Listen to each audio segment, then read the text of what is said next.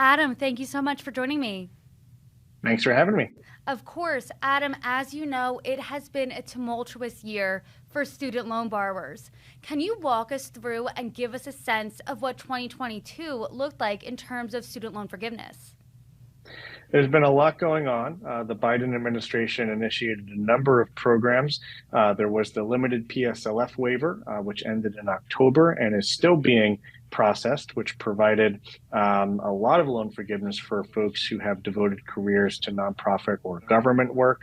The administration announced the ramp up of the IDR account adjustment, which is just getting started now and is expected to really take off next year. And that will provide some retroactive credit to borrowers seeking loan forgiveness under income-driven plans.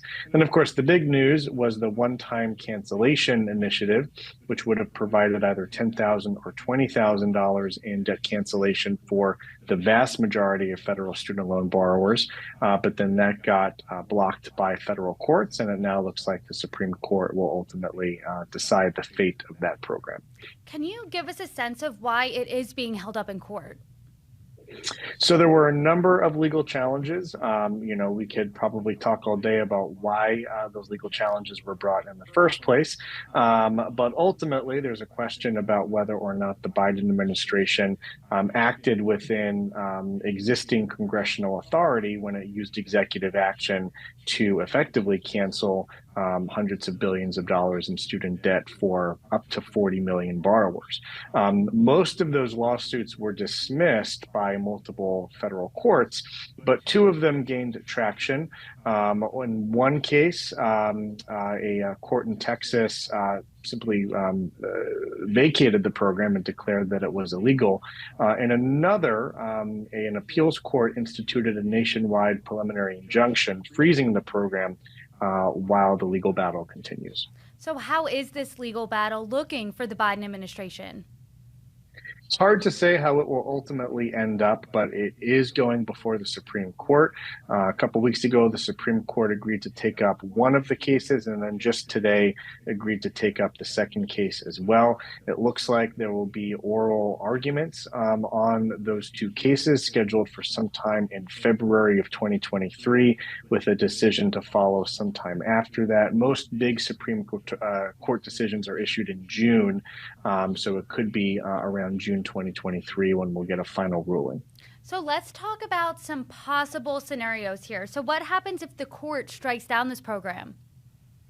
If the court strikes down the program, then the program might effectively be dead. And then the question is, what does the Biden administration do from there?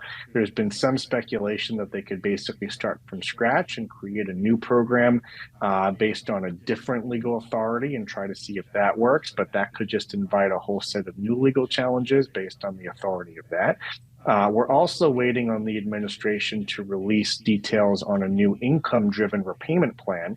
There's some speculation that the administration has withheld the final regulations on that plan to possibly tweak it and make it a little bit more generous in the event that the loan cancellation program is struck down.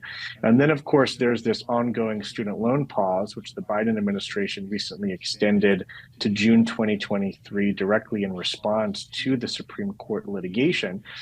And there's some talk that the administration could simply keep on extending that pause in the event that the program is struck down. So right now, all eyes are on the Supreme Court, but it's hard to say what will happen if it doesn't go the administration's way. Of course. And then on the flip side, what if it does go the administration's way? Will borrowers be immediately impacted? So before the program was blocked, 26 million borrowers applied to the program, and according to top officials, around 16 million were already approved. So presumably, if the court allows the program to proceed, the 16 million borrowers who already were approved for loan forgiveness should presumably get their loans forgiven. The remaining applications that have already been submitted can then be processed. And then I would imagine that the administration will reopen the online application portal so those who haven't applied can do so. When the program was first announced, the application window would have gone until December 2023. So even if that timeline doesn't change, borrowers would still have several months to submit an application if they hadn't already done so. Earlier, you did mention the student loan payment pause, and you said it would end June 30th, 2023. Was this the last extension? Well, that's always been the question whenever they've extended the pause. We've heard several times that this is the final extension. And then, of course, that hasn't been the case, and it's been extended again. Notably, the administration has not used the word final when characterizing the most recent extension. They also didn't use the word final when they extended it the time before this. Really, there's no way to know. Even the June 30th date itself is a little bit not set in stone. The way the administration has characterized the latest extension is it's either June 30th or whenever the resolution for this litigation is ultimately reached by the court. So it could be sooner than June 30th. And then there's also a 60-day period after the pause ends before payments would actually resume, which means that effectively, if it goes all the way to June 30th, the soonest anyone would have to pay would actually be the end of August. But all this is to say, all this, we could see another extension, or this could be it. We'll have to wait and see what happens next summer.